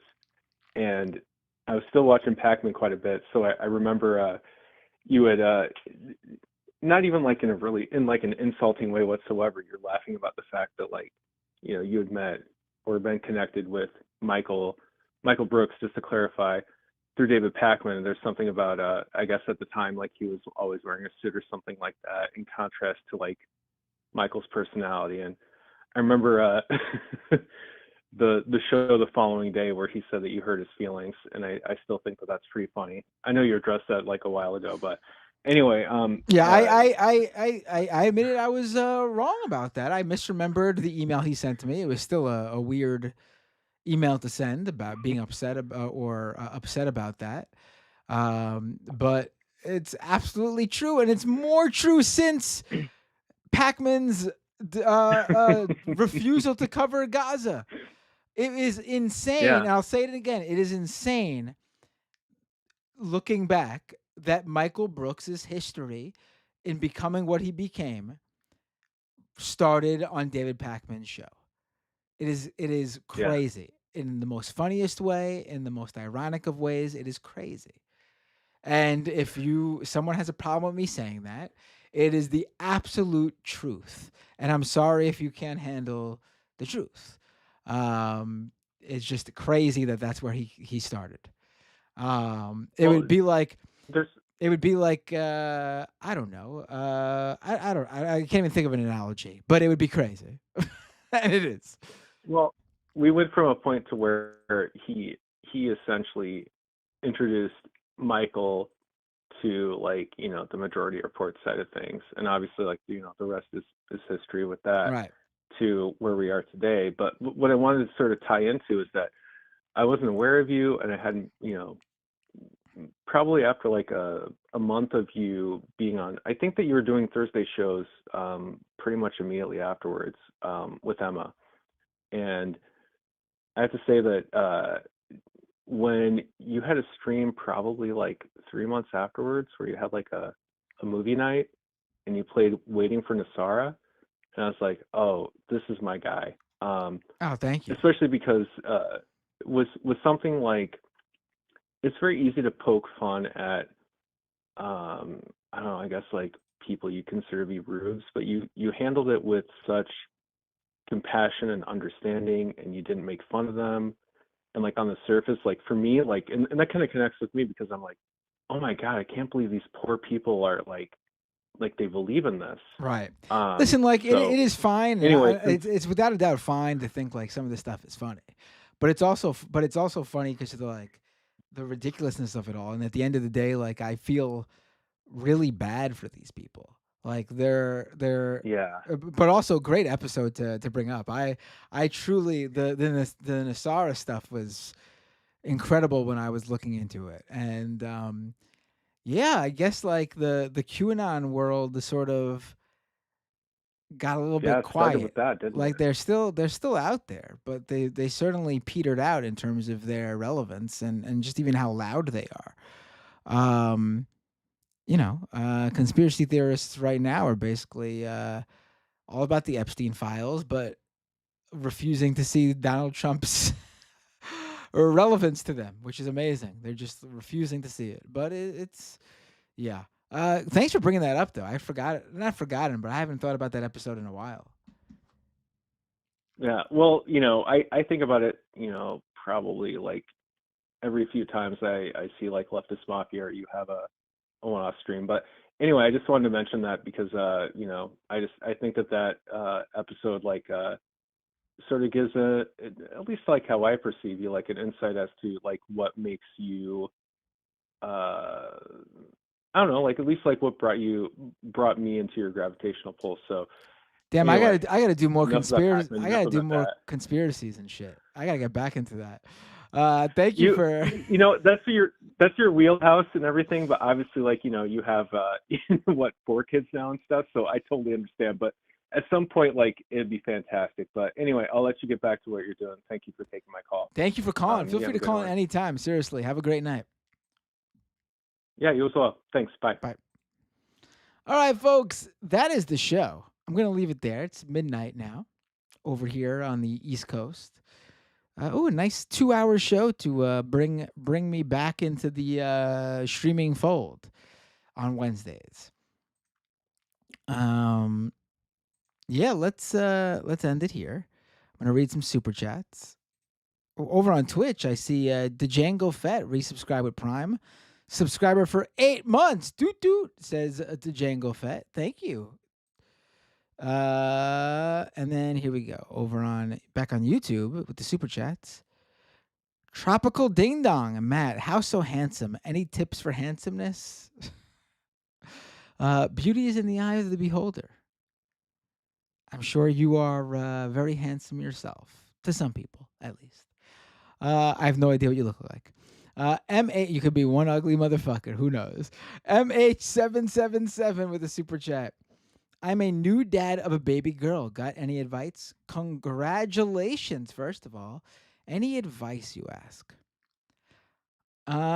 Enjoy it, because she's gonna grow up so fast. I still to this day cannot believe how old my 2 oldest are. I've been doing this for 10 years now, a decade of kids. My oldest is 10, turned 10 over the summer. I cannot believe it. I enjoy every single minute of it. Seriously. It's gonna fly by. Yeah. And you know all the real advice that they make you, like the video they make you watch in the hospital. Don't shake the baby. That's the advice I would say. If you're looking for real advice, it'd be nice to the baby. Now you're gonna do great. You're gonna do great. Yeah.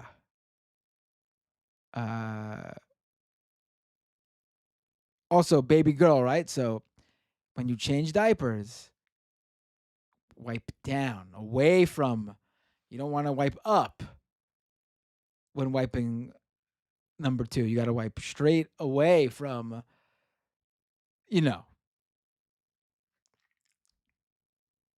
That's another piece of advice I could give you. Changed a lot of diapers in my life. Also, definitely make sure when the diapers are too little, you upgrade to the next level right away, because then you're going to have a diaper explosion on your hands, and that's no fun.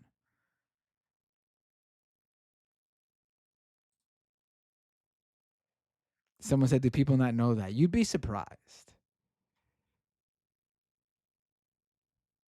People do not know that.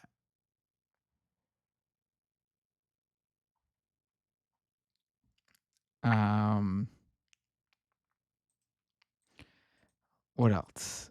What else?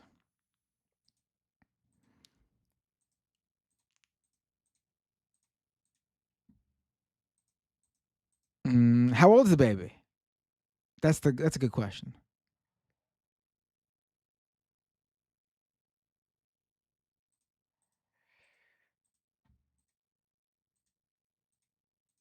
Whatever you think, if you're being whatever you think you're doing wrong, you're not, unless you're doing something really wrong, like shaking the baby. No, but I mean, like, I remember with the first kid and now the third kid, how we go about things is very different. We were like vultures over the bed. That's not the right word. We were eagle-eyed with the first one, super strict. I think we didn't take him out because we didn't want him to get germs for like the first who knows how many months. with this baby. She was attending my daughter's kindergarten graduation with tons of other little kids there when she was like 3 or 4 days old. Like it was, you get more relaxed with it as you realize that, like, listen, they're very delicate, but also you don't have to hover over them. They'll be just fine. 2.5 weeks. All right. Congratulations again. That's a newborn right there. Yeah, I mean, is she sleeping? Is she sleeping good?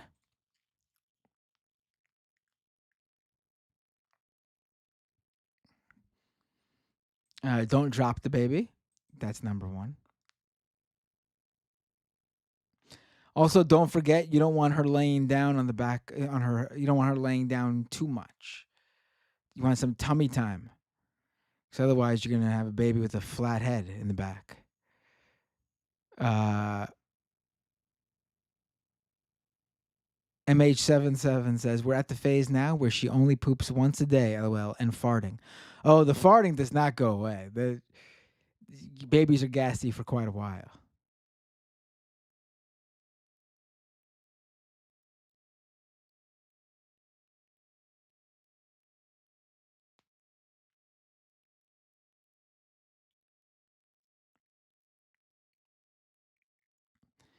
Uh, Matt Dillon on Twitch says, just found out wife is pregnant. Any books you recommend? You do not need to read a single book. I remember my wife gave me such issue about how I refused to read the books.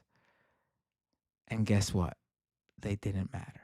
You don't need to read the books. You don't need to read any book. People have been raising babies for thousands of years without reading the books. You don't need to read any books. You don't need to read any books.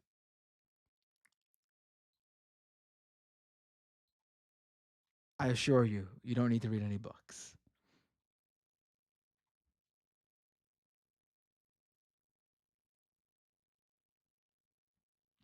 Um,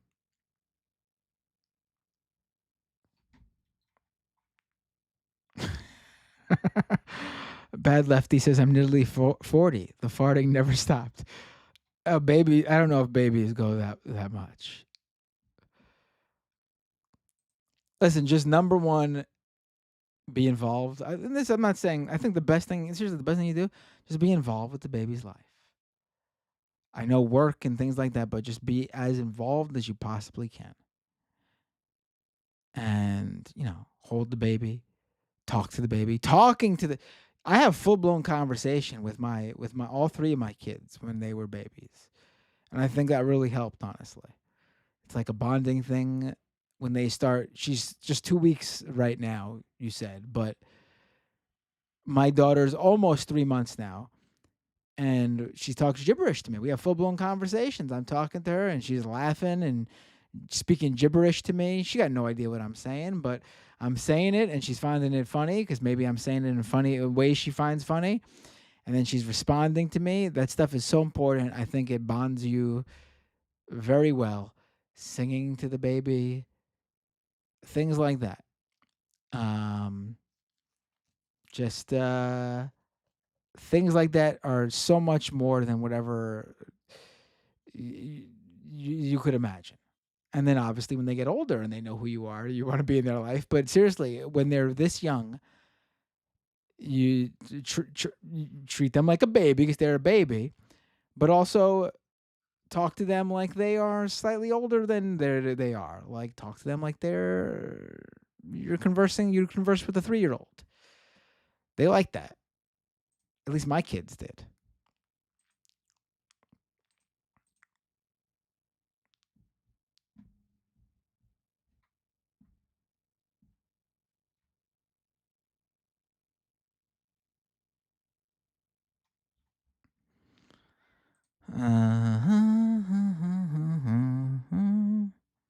Let's see.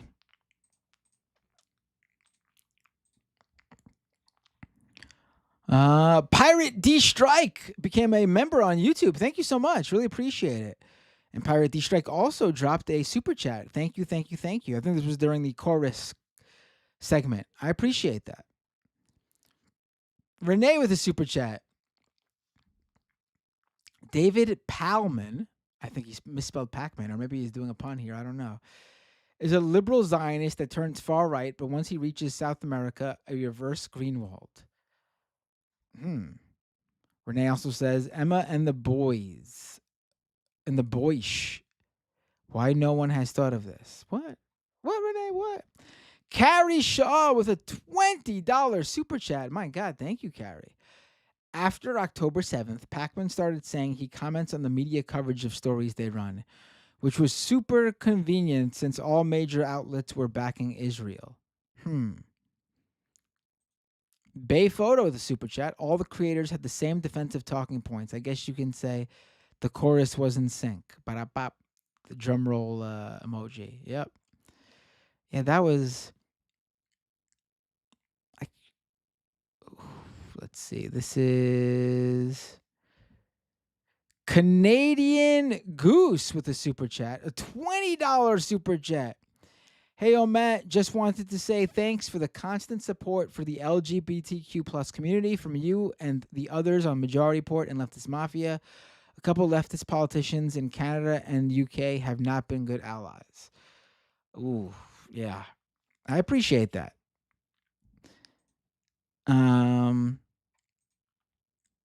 Yeah, I don't know what's going on.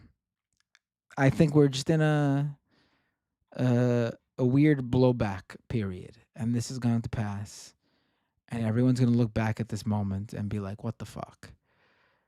And everyone's going to forget who was a fucking scumbag too, and they're going to absolutely paint a nice glossy reimagining of that person, and all those terrible people are going to become rich and famous for being pieces, and no one will remember that they were pieces of shit. That's always what happens, right? Tropical Ding Dong, the super chat. It's almost like these influencers are in chorus. All right. I get it. All right, folks. Majority Report tomorrow. Leftist Mafia tomorrow. Oh, who should I rate on Twitch? Who's on right now? Let's see. Also, you know the drill. Follow me. Subscribe, youtube.com/MattBinder, twitch.tv/MattBinder. Follow me, Twitter, Blue Sky, Threads @MattBinder.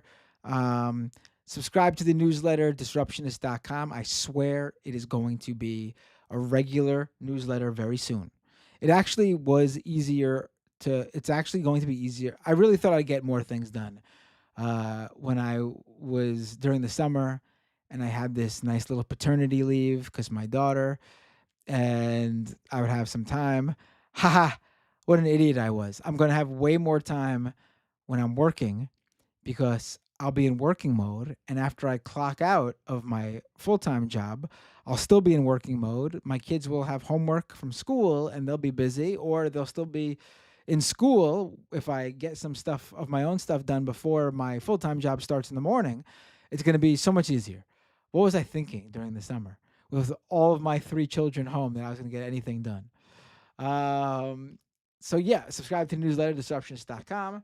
And let's see, who should I raid on Twitch? Who's on? Excuse me.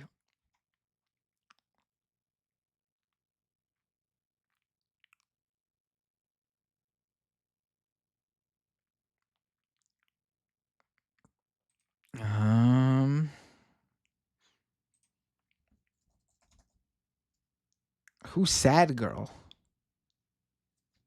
Someone just said, who's Sad Girl?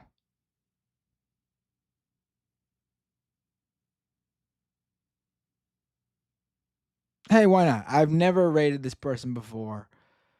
Let's raid Sad Girl. That's the someone completely different. Let's see. All right, folks. Let me start the raid. Leftist Mafia tomorrow, Majority Report tomorrow. I'll see you all tomorrow on one of those shows at least. Maybe I'll see you on both. Until then, see you all next time.